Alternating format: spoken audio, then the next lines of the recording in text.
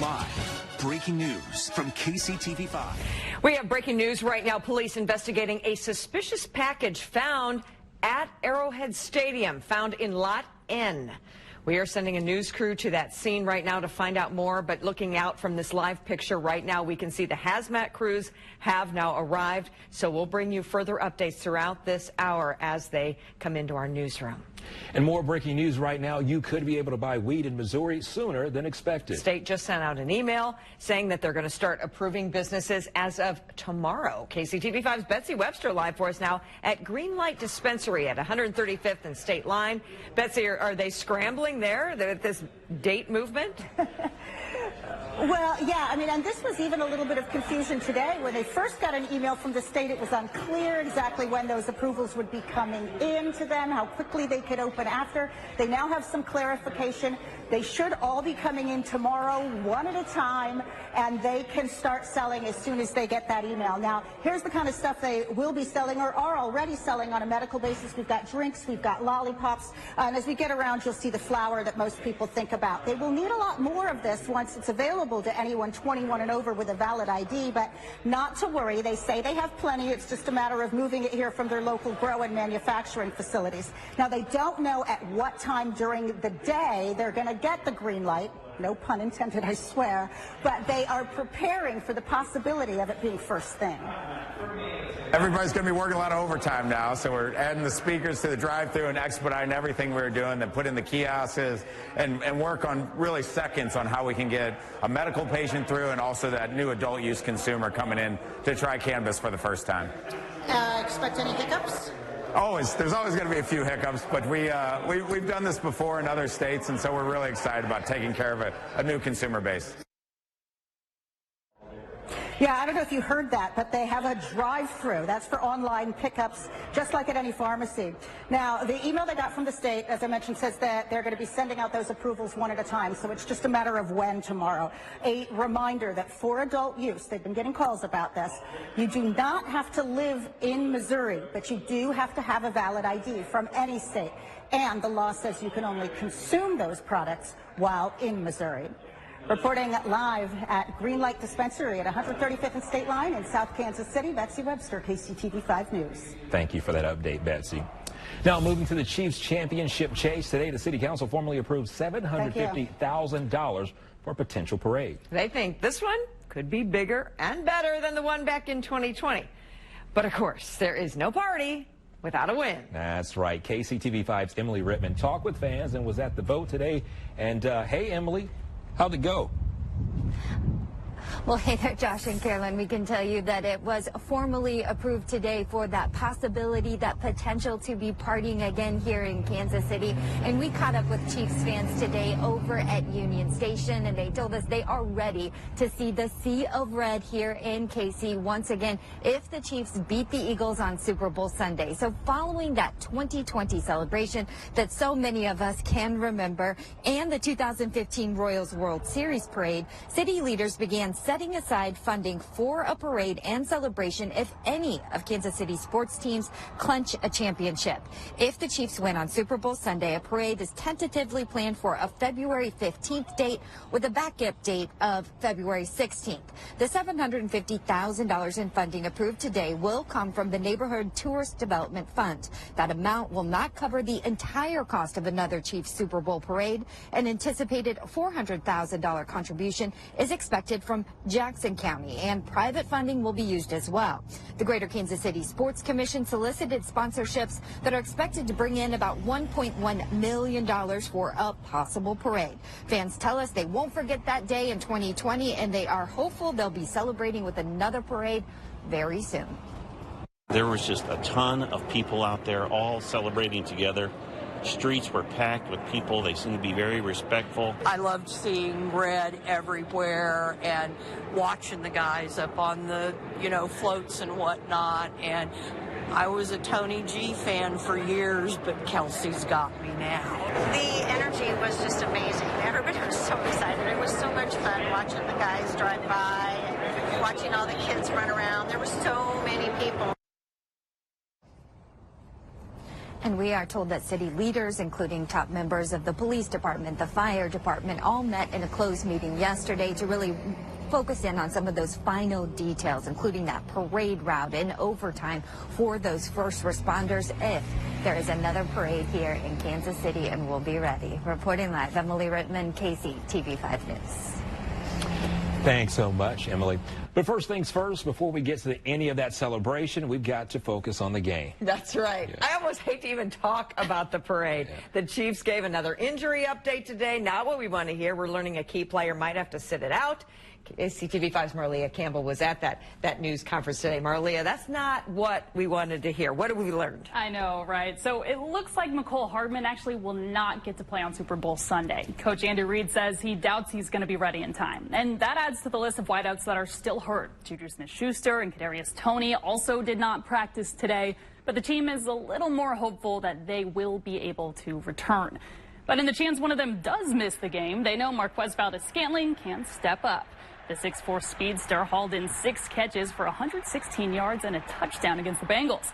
It was easily his best game of the entire season, and the whole team noticed he stepped up on the biggest stage so far, including number 15.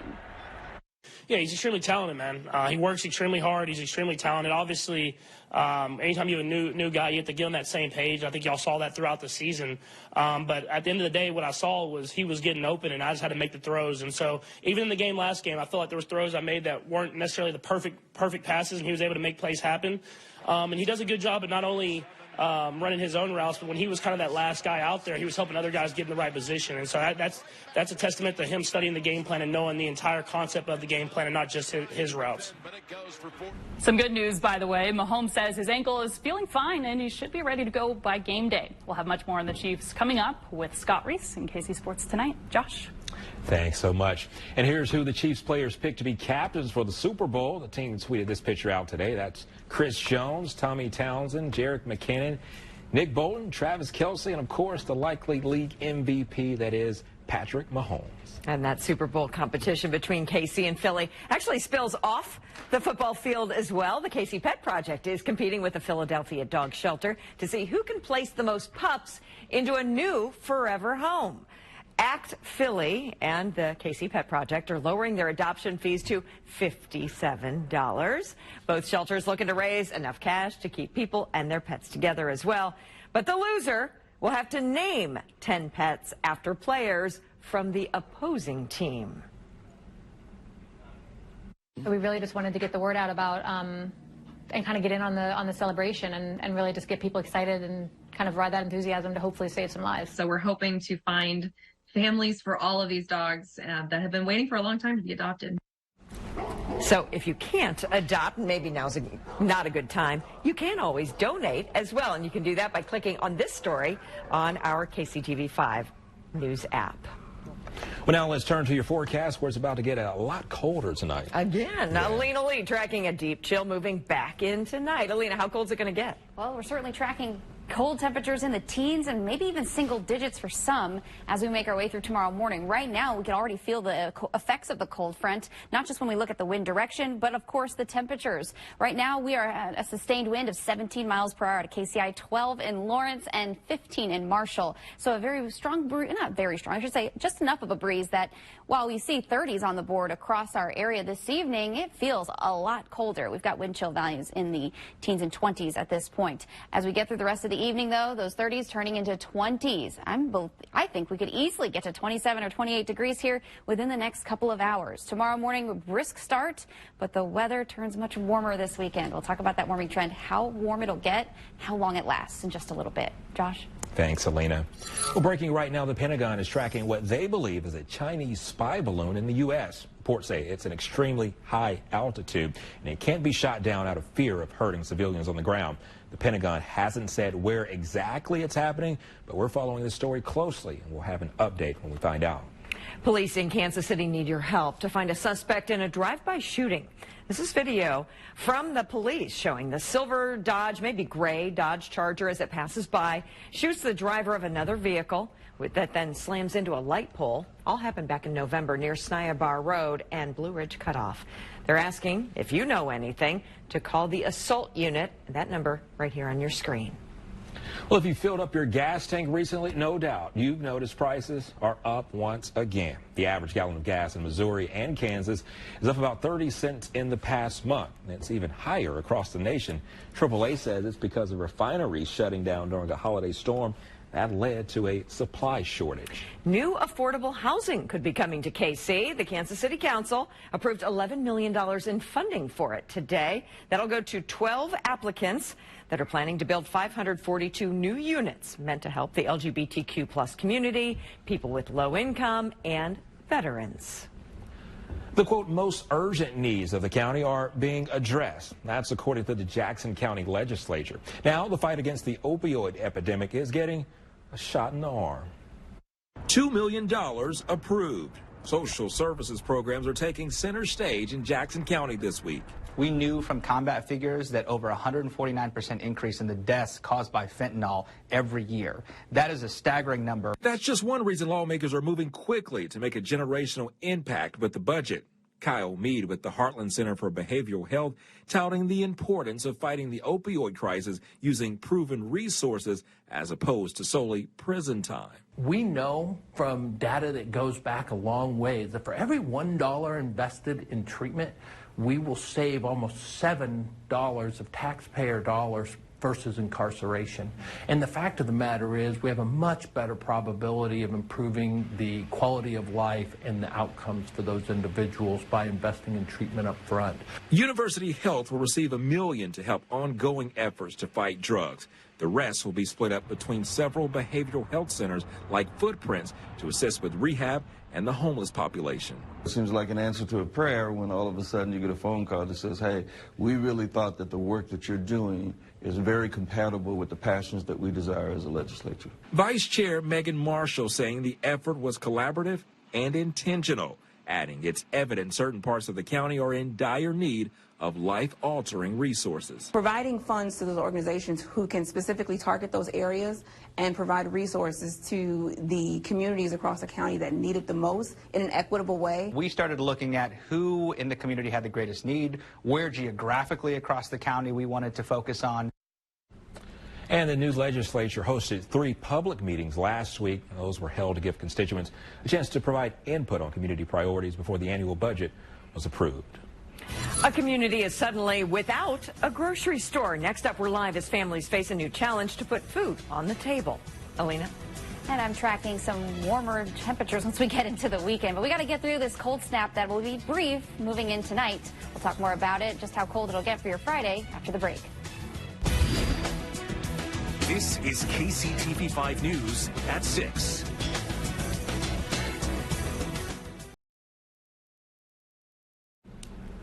Want to continue our breaking coverage of that suspicious package we told you about at the top of the hour, found at Arrowhead Stadium. We're watching here as crews have started to clear out of Lot N now. We don't know the official word of what exactly was found there. It does appear the situation did not escalate much further than bringing in hazmat teams, seemingly as a precaution. We'll continue to follow up the latest, though, and bring you that update tonight at 10. You might find grocery shopping kind of an annoyance, but for some in South Kansas City, it's extra annoying because the closest store is really now out of the way. Yeah, it's after their local Sunfresh store closed. Now it's causing them headaches just to complete a simple chore. KCTV5's Mark Palos is there at this closed store at Red Bridge and Holmes, where they're recommending people shop at a store nearly 20 minutes away. Yeah, guys, grocery shoppers are going to have to take a hike, and you can see it all right here on this sign. Now, it's not really anybody's fault that this store closed, but there is no longer a grocery store here, and that is causing some concern among community leaders because, as you can see, none of these options are close or convenient if you're trying to pick up the essentials. It's hard for a community when it loses its grocery store. For this area, there really is a need for another grocery store. John Sharp, the president of the South KC Alliance, says his community needs a new place to buy food that is not far away. Nobody really wants to live in a neighborhood where they have to make a 20-minute drive to get basic needs for their household. The group that owns the vacant Sunfresh store wants to replace it with another grocery store. Brandon Buckley, a vice president at Lane 4 Property Group, says finding a new grocer is the company's top priority. We've really heard from the community and what they want, and so that's really our sole focus at this point, is bringing a grocer in. Buckley told KCTV5 the former Sunfresh building needs a remodel. The company expects that to attract new clients. We really want it to be a fresh, new store. We want it to bring in new shoppers who maybe didn't shop there otherwise. While the community wants a grocery store, it may not be possible. The South KC Alliance says it would prefer the building to have a tenant if a grocer doesn't want the spot. I don't think anybody wants to close the door and say, oh, we don't want anything but a grocery store. But I think a grocery store makes a lot of sense here. But we'd rather have another retail business in here or an office building rather than a vacant building. Still, guys, the fact remains people are going to need to find a new grocery store. I did a quick Google Maps search on this location, 135th and Metcalf. Google Maps told me that location is about 18 minutes away, so not close, but someone may have to make that journey. Reporting in the south part of Kansas City, Missouri, Mark Paulos, KCTV5 News. Sure not convenient, Mark. Thank you. Alina, you told us yesterday about that weather whiplash. It felt great today, but understand that that could change pretty soon here. Yeah, absolutely. So we made it to 51, 52 degrees in parts of our area, especially in Kansas City, at least at the airport. But now those numbers are coming and crashing down, and that's all because of this cold front that we were tracking earlier today. That has pushed through the viewing area at this time, and it is sending in a much drier and colder air mass. That has dropped our temperatures into the 20s already in many spots. Look at this. Maryville and Bethany, both now at 20 degrees. Just an hour ago, they were in the middle 20s. 33 degrees still here in Kansas City, and some spots down to the south hanging on to 40 degrees, 41 in Harrisonville and Butler, and we've got some 30s out there as well. But tomorrow morning, even colder. We're still expecting temperatures to dip down into the teens, maybe even the single digits. So Friday morning is going to be a very cold start. Maybe need to use ice scraper before you head out the door, or not the door, but head, out on the roadway if you left your car out overnight. Then by the afternoon, these temperatures recover a bit. But we've got to get through single-digit wind chill values on either side of zero. So we could see 3, 4, 5, 6 degrees below zero for your wind chill values tomorrow morning, especially the farther north you live. And that continues all the way through about 9 o'clock. Eventually, though, we'll get into the 20s and 30s by the afternoon with wind chill values in the teens and low 20s. Then a ridge of high pressure comes building back in, strengthening a little bit as it pushes over the central United States. That is going to allow us to rebound a lot. Temperatures will be in the 50s for Saturday, Sunday, potentially into Monday, as well as maybe seeing 60 degrees in many locations already by early next week. Then a cold front comes through this next one, likely going to bring a small opportunity for rain for some. I don't think this is going to be a widespread washout for us with rainfall. It's going to be this disturbance that comes in out of the southwest, as you see here. That one likely going to have a bigger impact on our area when it comes to rainfall. And as far as snow on this system, doesn't look to bring us a whole lot. As you notice, I pushed the clock ahead on our forecast track, bringing us to Wednesday afternoon and evening.